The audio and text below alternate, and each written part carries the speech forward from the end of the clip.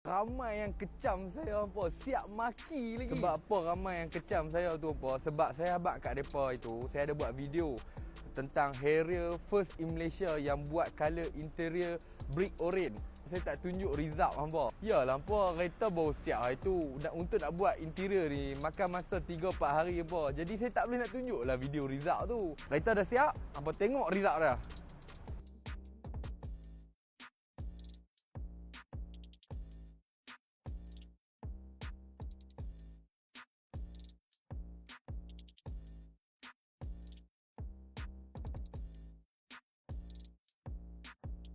Selain daripada dia buat interior colour brick orange nampak, dia ada lagi add-on macam-macam benda jugalah, macam Android player, dia bubuh yang paling mahal. Lepas tu dia tambah carpet yang premium. Lepas tu dekat side mirror kereta ni dia tak datang sekali dengan blind spot monitor, dia tambah blind spot monitor lagi. Jadi banyak benda yang dia buat apa. So sekarang kita ada dekat Ritech. Untuk bahagian aksesori dah settle, kita nak buat tinted pula.